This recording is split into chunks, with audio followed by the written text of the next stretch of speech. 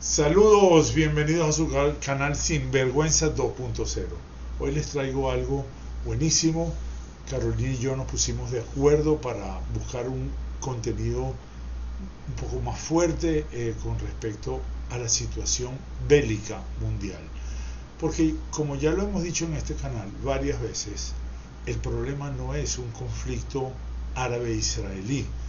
El problema no es solamente una situación de antisemitismo en contra de los judíos. Los judíos son un leitmotiv. Hay una situación donde los haters ven la oportunidad de enganchar a mucha gente y lo hacen. Y la verdad es que la gente que se pone a revisar contenidos y a escuchar a personas que saben mucho, pues se dan cuenta de que no tiene ningún sentido ponerse del lado del terrorismo. Es así de sencillo. Y de que a los cristianos los están persiguiendo, a todas las personas que no son pro-terroristas las están persiguiendo, inclusive a musulmanes que lo único que quieren es paz y que lo dejen vivir y seguir su vida. No los dejan. Son los musulmanes los que mayor problema tienen con el terrorismo, que lo sepan, porque si abren la boca literalmente los matan, los maltratan o los marcan de por vida, y esa es una situación que el mundo tiene que estar al tanto. Bueno, no les voy a quitar mucho más tiempo. Hoy les traje a una mujer encantadora que es australiana, que era el ancla de un canal televisivo, y la despidieron o salió abruptamente, no sabemos exactamente cómo fue la situación en Australia, no entendemos por qué, se puso extremadamente pro-terrorista, no sabemos por qué, en algunos casos. Bueno, ella aclara aquí, lamentablemente no lo conseguí en español ni con subtítulos, les pido por favor disculpen esa. El día que yo tenga algo de ella lo voy a subir también, que tenga subtítulos, está en inglés, pero la segunda parte sí está con subtítulos y les va a encantar y van a ver lo que es la pluralidad, lo que es poder ser judío, cristiano, musulmán o lo que usted quiera ser en un país, y cómo durante siglos nos hemos llevado bien entre nosotros, y el 99% del universo ni quiere ser feliz ni no feliz, quiere que lo dejen tranquilo, que lo dejen vivir. Y ustedes van a ver, les recomiendo también muchísimo la segunda parte. Es una sección que estamos buscando ayudar un poco más, esclarecer. Eso es todo lo que queremos, y ellos lo hacen muy bien. No se lo pierdan, encantados de que estén acá. Por favor, le dan like, se suscriben, se lo mandan a todo el mundo, y gracias por estar ahí. Well, first of all, hi. Wow. What a few days. I'm so grateful to everyone who has reached out and shared messages of support. You are all absolutely phenomenal. It's meant so much to me. So thank you. My mind is seriously blown. You've seen the news by now, clearly, that I finished up with Sky. I loved every second of my time with Sky. My show there became my purpose, my passion, and aside from my little girl, basically my entire existence, which is very sad, I know, and yes, I need to get out more. So that's done now. But I am not. In fact, I'm just getting started. So I'm sorry to those who had hoped otherwise. I'm somewhat surprisingly much harder to kill off than you'd think. You see, the problem is, and it's always been this way with me, I just care too much about you, about the world, about a peaceful existence for every single child, about the safety of women everywhere, all women, about my daughter's future, your kids too, about standing up for what is right in the face of what feels at the moment like an unrelenting wave of evil, about calling out the deep-seated hypocrisy that exists within organizations that were created to help, to save, to protect, but instead continue to do the complete opposite. About fighting for every single hostage still captive in Gaza, hundreds of days in, whilst a fair chunk of the world seemingly not only allows their captors completely off the hook, but praises them, worships them, idolizes them, rewards them. Pressure Hamas. Oh God, no, don't be silly. They're just terrorists. Let them be. Pressure Israel.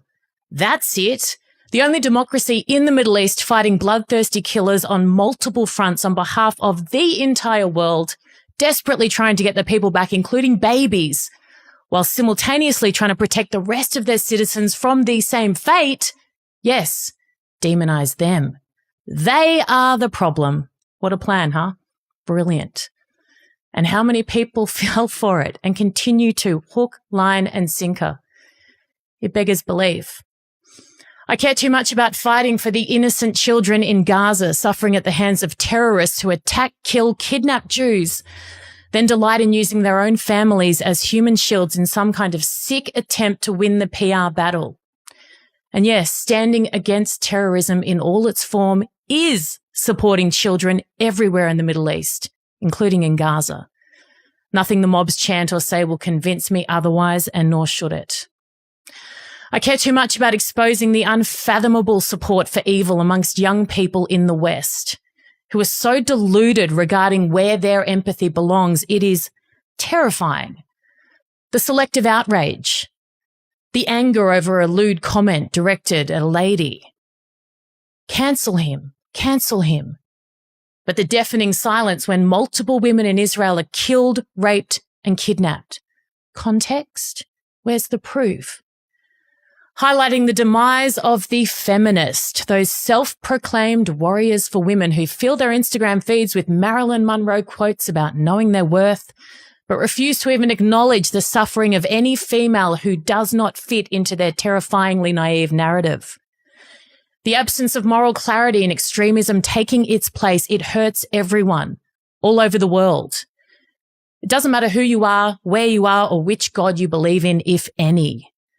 It's tearing us apart.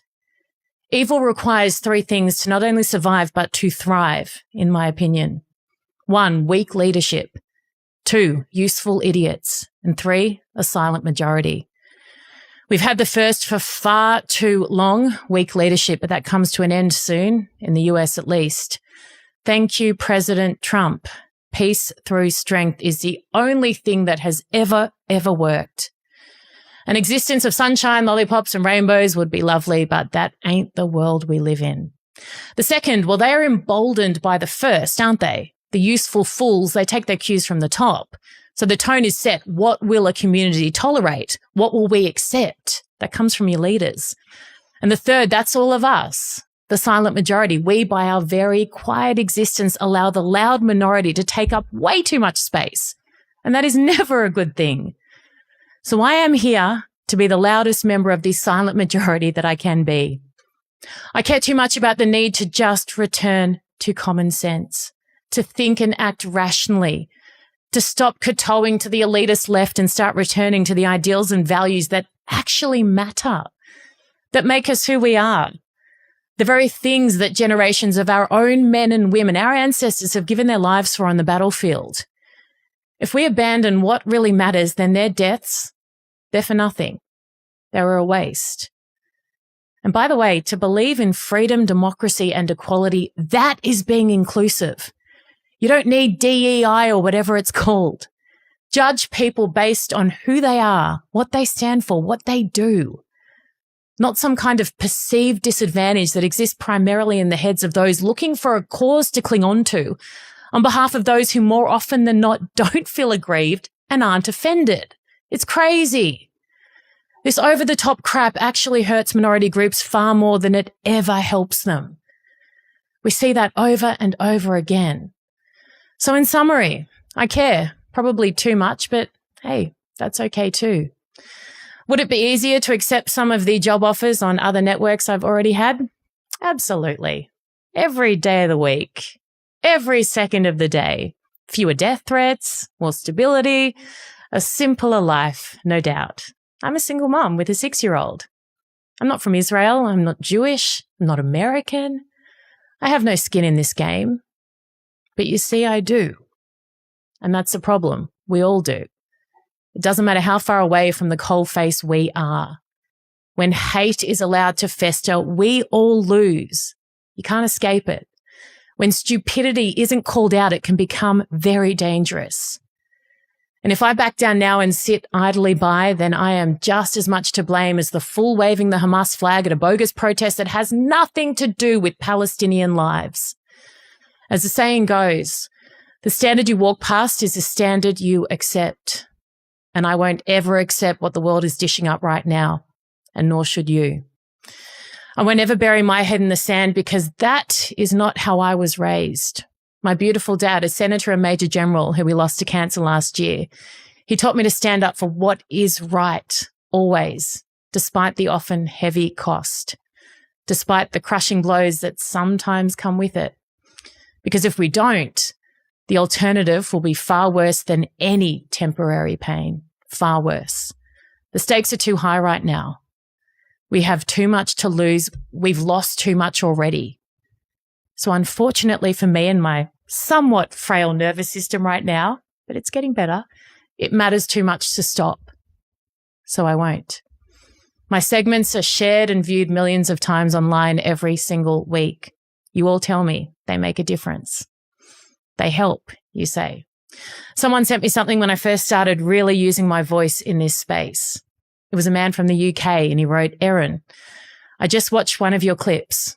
My morals haven't changed, but my entire perspective on who they align with has. Thank you.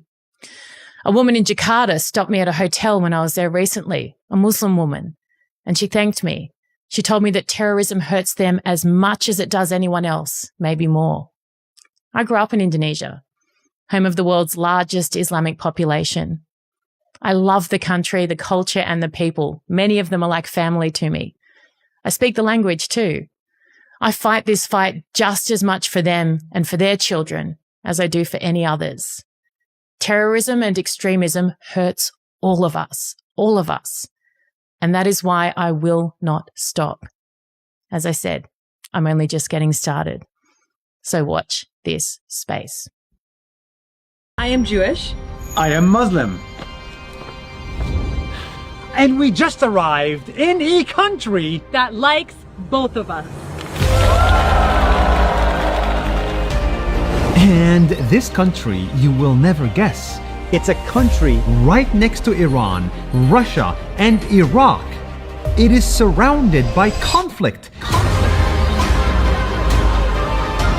But because of a miracle, people in this country get along, especially Jews and Muslims.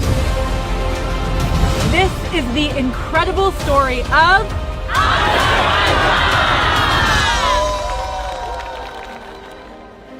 In Azerbaijan, there are more than 30,000 Jews and 10 million Muslims, living mostly in peace. Here, there is a town that is 100% Jewish. It's the last Jewish town outside of Israel. It has its own synagogues, schools, language, and traditions. In this country, there is a full government building dedicated to religious affairs for all religions. And in the heart of the capital, we saw beautiful mosques, beautiful churches, and synagogues right next to each other. In the same mosque, both sects of Islam pray, the Shia and the Sunni. They share the same mosque and the same prayers. This is very rare. In the churches, Muslims and Jews come to celebrate local holidays with their fellow Christians. Did you know that this building, this church, was actually built by an Azerbaijani Muslim? a Muslim built He financed this and he built this building that we are standing in now. a church. A church. It's beautiful. It's so beautiful. In the synagogues, rabbis practice their religion freely for thousands of years. He just had his grandson's bar mitzvah yesterday, and representatives from the Muslim and Christian community came to celebrate his grandson. There are Jewish schools in this Muslim country dedicated to helping Jewish people keep their identity and learn their language. It was even opened by the president himself. People don't just live next to each other, they also marry each other. Like this woman who is a product of both Jews and Muslims. Hi, my name is Ayla. My mother is a Jewish, but my father is a Muslim. It's not easy, but a living experience of tolerance. It is in my body.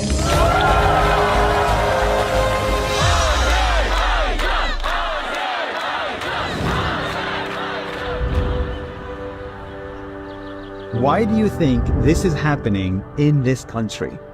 I don't know, but I think that this kind of thing doesn't happen organically. I think that there is something that encourages people to live in coexistence. Yeah, I definitely agree. This can't be organic. Somebody has to encourage coexistence to happen.